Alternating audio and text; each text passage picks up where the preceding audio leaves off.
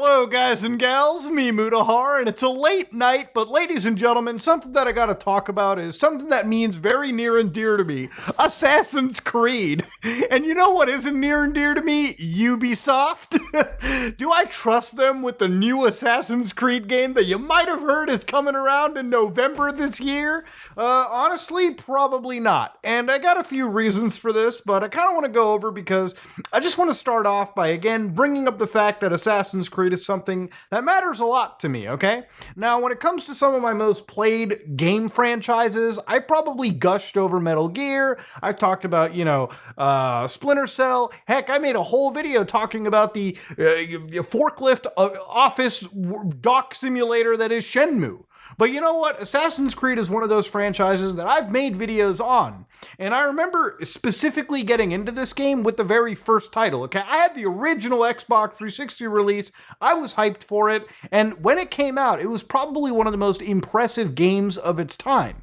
I still remember watching like the E3 videos on YouTube or Google videos or whatever the video sharing platform of the time was, and it was impressive seeing Ubisoft release this game that was super immersive. There was literally no HUD, the lighting looked insane for its time, the game had 3 cities, massive cities, very well detailed with tons of NPCs walking around, and the premise was literally going around and assassinating targets by doing whatever it is that you needed to, whether it be blending into the crowd, or jumping from the high heavens like a Levantine assassin just sticking a blade in someone's neck. It really was your own oyster. Now, obviously, when the game came out, it wasn't necessarily too special. Aside from the assassinations, most of the content pretty much was relegated to hunting down for flags, sitting down on a bench and listening to somebody talk for a minute, or pickpocketing, okay? Nothing super terribly exciting. But for an original game, it was absolutely groundbreaking, and it kind of laid the foundations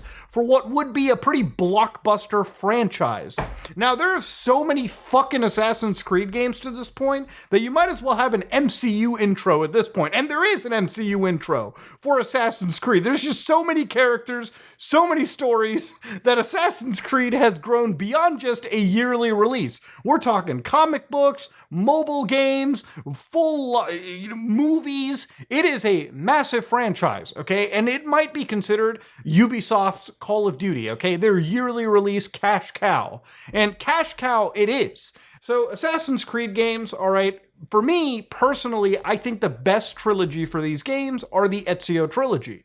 See, if you ever loaded up Assassin's Creed 2 and you just listen to this banger introduction, okay? The music, the experience, the cutscenes, the voice acting, the environment, the world. This is the best era of Assassin's Creed. It might be the best era of gaming, in my opinion, at that time, okay? When I was in high school, part of the fun was coming home, loading up some Assassin's Creed 2, and basically putting myself into this fantasy world. It was actually the perfect sequel to Assassin's Creed 1. You had an amazing, charismatic protagonist. You had multiple cities. Maybe they didn't look as good as Assassin's Creed 1, but they were lively. The game had an economy, so you could buy gear, weapons, armor. Heck, you could even buy yourself actual maps that showed you where treasure was in the game. Nowadays, you got to pay $4.99 for that shit in the actual game, but if you're smart, which you should be, just Google that anyways. Don't give Ubisoft your microtransaction bucks. But yeah, the game then had an amazing sequel, AC Brotherhood, one big city, but again, it came with the ability to recruit assassins, bring them into actual fields with you to fight with, and then of course send them off to other parts of the world so they can make you money and basically find items for you. They just kept evolving this franchise until eventually it became a confusing mess. So now you probably know that Assassin's Creed Shadows is coming out, and the trailer released yesterday, and people were, basically soy jacking over it. And to understand, this is the first Assassin's Creed game this generation that's not dropping on the goddamn PlayStation 4, which is good to see, okay? The Xbox One, PC, those older systems, they are done and dusted. Finally, we are about to experience an Assassin's Creed that uses the power of the PS5, the Series S and X, and apparently even Luna, which is Amazon's cloud service. God damn, I hate that shit. But of course, you can see that the entire premise is explore feudal Japan! Oh, discover the captivating open world of feudal Japan from spectacular castle towns and bustling ports. So if this screenshot is to be trusted, and given this is a Ubisoft game, the answer to that is a goddamn no, the game actually comes with two assassins. So you've got Naoi, which is a quick-witted and agile master shinobi who uses noise, light, and shadows to evade detection as enemies respond to their changing surroundings. So you can distract guards, infiltrate enemy bases, and assassinate your targets with the hidden blade. So it seems like this chick is the actual assassin.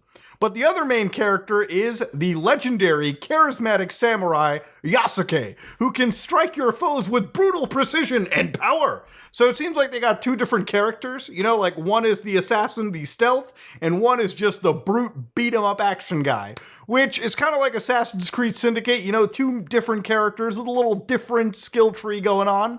So hopefully they play very much differently. Otherwise, this is just going to be one of those games where it's basically the same character, but with just like one change to the skill tree, which is goddamn lazy and boring. Now, they say that information is your weapon. You gotta travel the world, explore, and build your network of spies.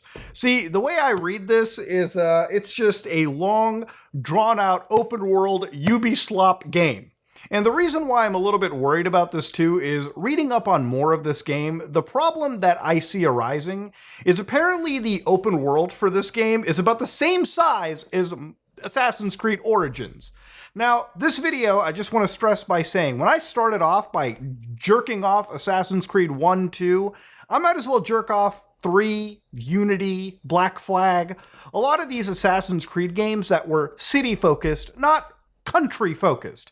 See, Assassin's Creed games used to take place in these big cities, a city of your choice, and that's where the focus of most of the game's narrative and the gameplay would be.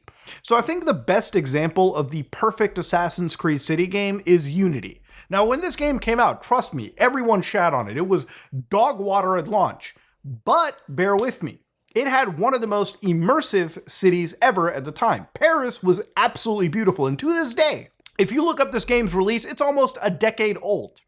This game looks good to this day. It is a mind-blowing experience, and by all imaginations, the visuals hold up, the amount of NPCs on screen is insane, and it feels like a perfect Assassin's Creed title because it's all about social stealth. It's about walking in a crowd, blending in, and striking when they don't expect you, okay? That's what this franchise is.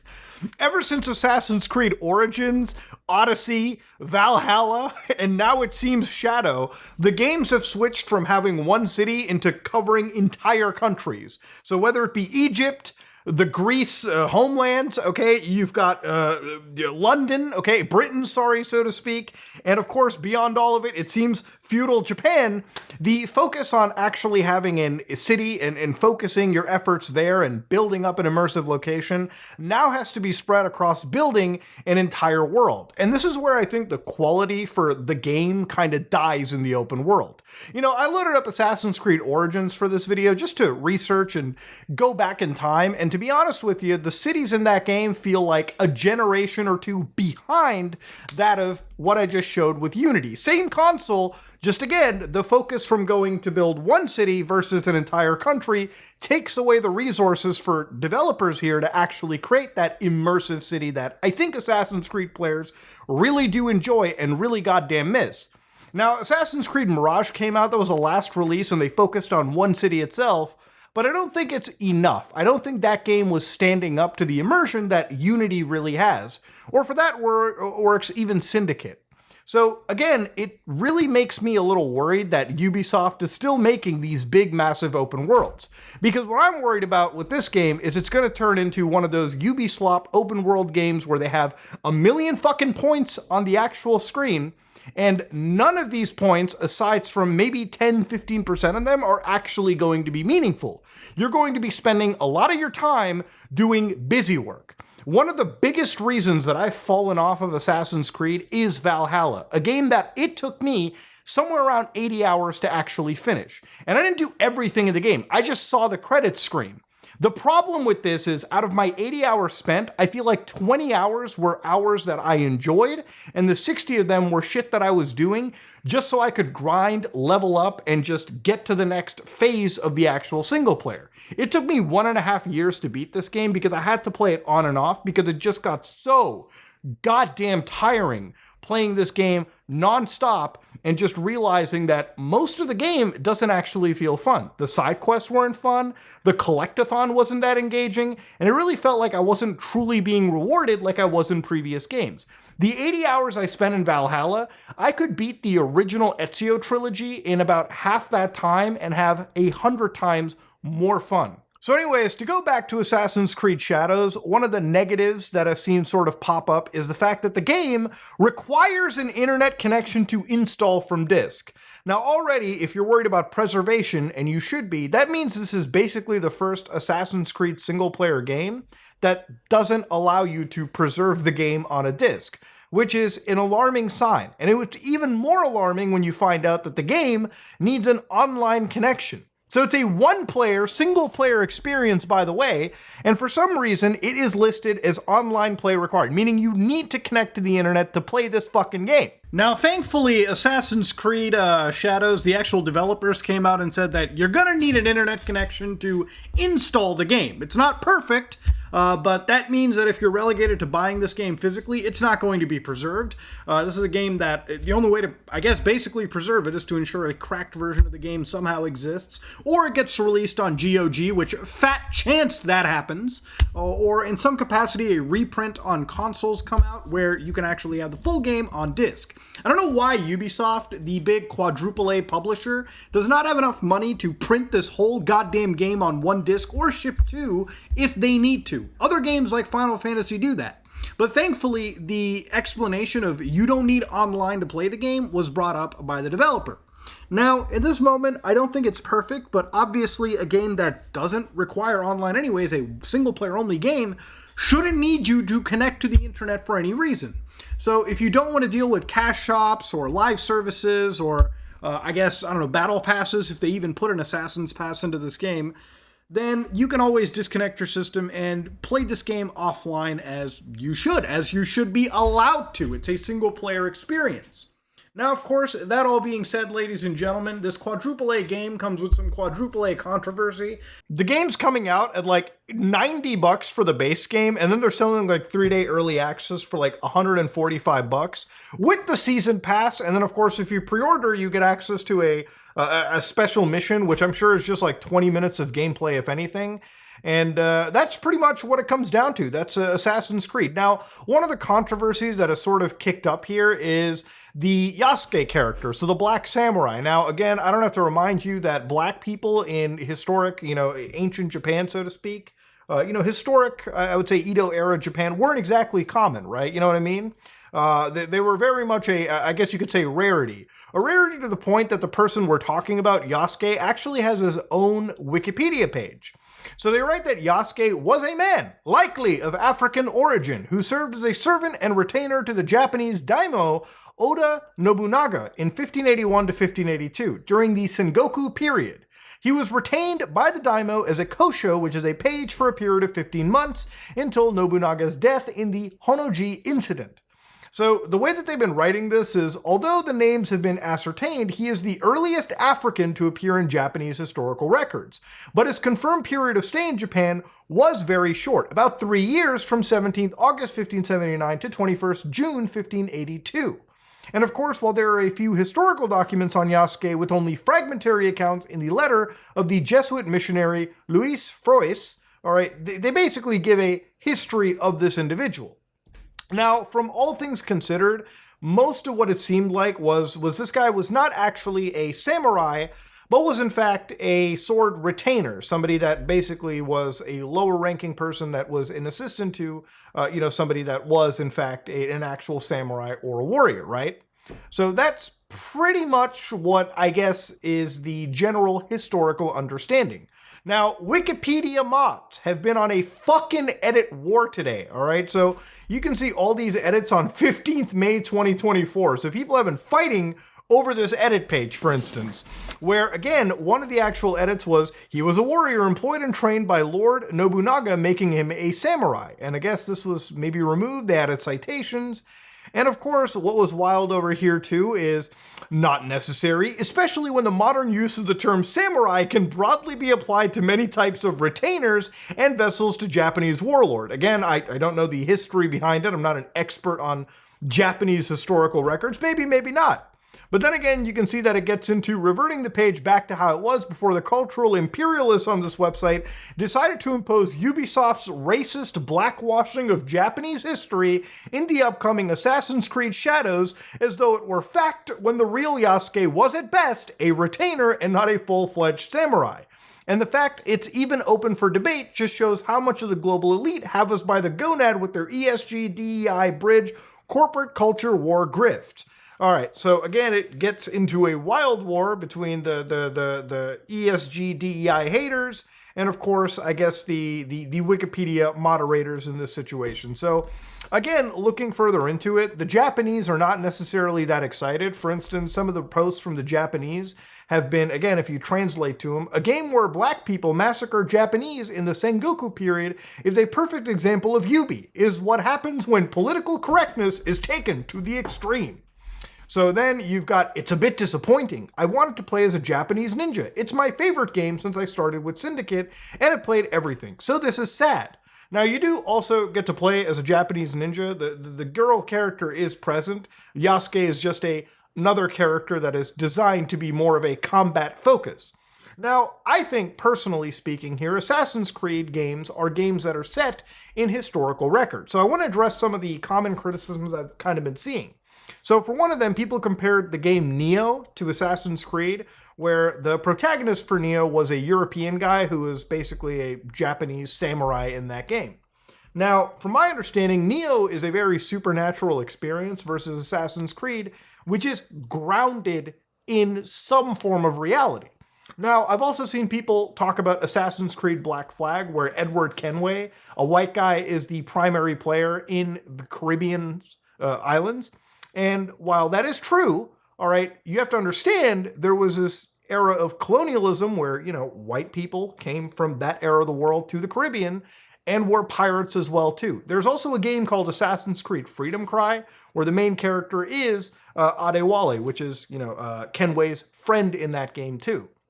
So, again, the comparisons are not one-to-one. Yasuke, being a real individual in history, you know, who had a specific rank, which was retainer, being rewritten as a full-fledged samurai is a bit of a confusing mess, all right? It's not something that is exactly one-to-one with characters that were exactly designed to be fictional or partook in completely fictional recreations of, you know, Japanese folklore. So that is a big comparison point. Now, the other thing is, Assassin's Creed games are not games that are designed to be entirely 100% lore accurate or historically accurate too. They are historically accurate from the lens that the world that they take place in and the conflicts that they are part of are real locations, okay? So for instance, the ending of Assassin's Creed 2, and again, people would be like, you're really gonna spoil a game here? Bro, this game's been out since the Paleolithic era, okay? If you haven't played it now, you're probably not gonna fucking play it, okay? The game's ending has you go into the Vatican vault, right? Underneath the actual, you know, Vatican, and basically conversing with a holographic prehistoric god that is revealed to be a individual, a precursor race that was so scientifically advanced, yet they failed to prevent the end of the world, and now they are basically conveying a message to Desmond Miles, a person living in the year 2000 and what, 12 at the time, 2011, through the use of a technological device known as the Animus that lets you look into the past. You lost me, right? Wild shit, okay? Insane stuff. If you look into the actual storyline to Assassin's Creed games, they are very much sci-fi experiences, and they have been sci-fi experiences since the beginning. The whole premise of an Assassin's Creed game is to dig up an ancestor, I guess the ancestor is kind of optional these days, and put them into a device known as the Animus, which looks through your genetic history, your genetic data, to look at characters in the past, to look at historical accuracy with a complete lens in their eyes. It's a game that's marred and absolutely enjoys conspiracy theories and changing history around to reflect the world they want to pose. It's a game where the war is between a group known as the Assassins and the Templars, and the Animus is designed to look between what the history books tell you and see how things actually happened. And Ubisoft constantly is changing history to fit this Templar versus Assassin premise. Now, to be honest with you, I don't know what the story for this game is going to be. Nobody does. And it's going to be something that you'll probably find out closer to release, and maybe it's a well-written story, maybe it's a pile of shit. At the end of the day, I am willing to keep an open mind, at least from a story perspective, okay?